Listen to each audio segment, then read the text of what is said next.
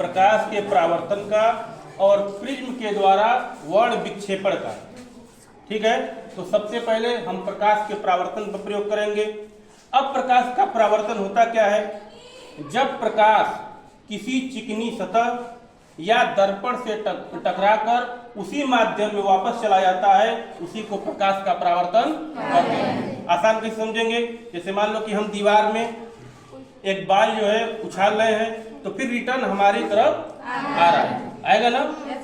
तो वैसे ही जब प्रकाश किसी चिकनी सतह या किसी दर्पण से जब टकराता है, तो फिर रिटर्न उसी माध्यम में वापस चला जाता है। पहले इसका एक डायग्राम बना के समझ लेते हैं।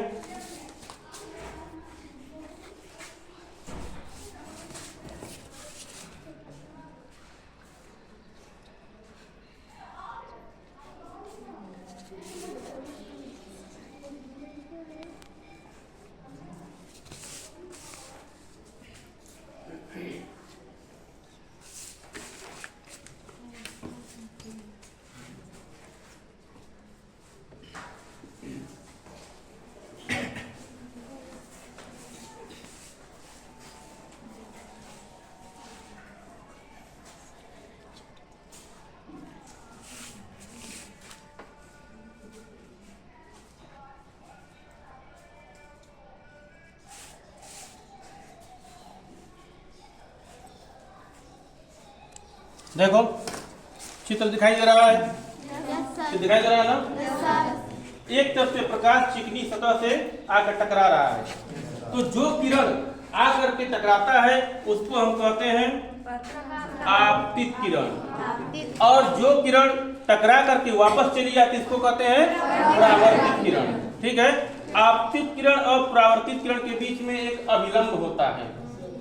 ठीक है, अब आपतित किरण और परावर्तित किरण के बीच में जो कोण बनता है, एक को कहेंगे आपतन कोण और एक को कहेंगे परावर्तन कोण। आपतन कोण परावर्तन कोण के बराबर होता है। तो ये तो हमने किताब में पढ़ा। अब हम प्रैक्टिकल करके देखेंगे कि क्या वास्तव में प्रकाश टकरा कर किस तरीके से वापस जाता है। दरवाजा बंद कर थोड़ा। लेजर पॉइंटर है, ठीक है, एक समतल दर्पण है। ठीक है, समतल दर्पण का क्या होता है?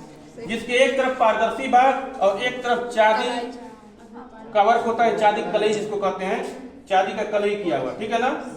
इसको हम रखेंगे।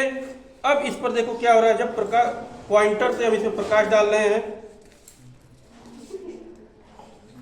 वाह, देखो ये हमारे, देखो ये है आपतित किरण। ठीक है ना? उसी माध्यम से ये परावर्तित होकर के जा रही है। देखो, ठीक है, अभी तक हमने किताब में देखा था ना। अब वास्तव में देखो, ये जो है आपतित किरण आ रही है, फिर उसी माध्यम में रिटर्न होकर के जा रही जो परावर्तित किरण है। तो ऐसे ही प्रकाश का परावर्तन होता है। हमने धूप बत्ती क्यों जलाया है? इसलिए जलाया है, इससे प्रकाश का पथ ठीक तरीके से दिखाई दे। तो ऐसे ही प्रकाश का परावर्तन होता है। समझ में आ गया? अभी तक किताब में देखे थे ना। तो ऐसे देखो प्रकाश, ये है आपतित किरण और एक है परावर्तित किरण। आपतित किरण और ये एक हो गया परावर्तित किरण। तो इस तरीके से प्रकाश का परावर्तन होता है। ठीक है, अब इसके बाद हमारा दूसरा प्रयोग क्या है? प्रिज्म द्वारा वर्ण विक्षेपण। वर्ण का मतलब क्या होता है? रंग। जब प्रिज्म से किसी सफेद प्रकाश को जब गुजारा जाता है तो वह 7 अलग अलग रंगों में उसको बांट देता है। इसी को प्रिज्म द्वारा वर्ण विक्षेपण कहा जाता है। इसका भी प्रयोग करके देख लेते हैं। ये हमारे पास प्रिज्म है। ठीक है, ये क्या है? प्रिज्म है ना। जब इस पर सफेद प्रकाश हम गुजारेंगे तो देखो,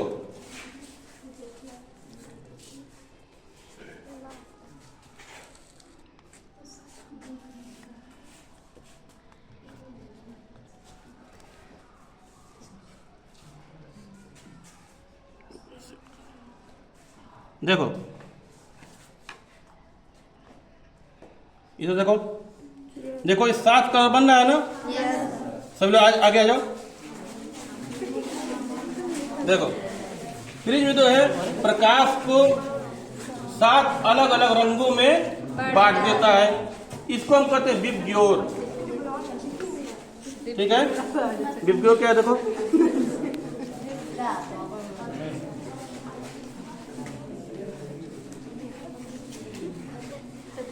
V यानी वायलेट, I इंडिगो, ठीक है।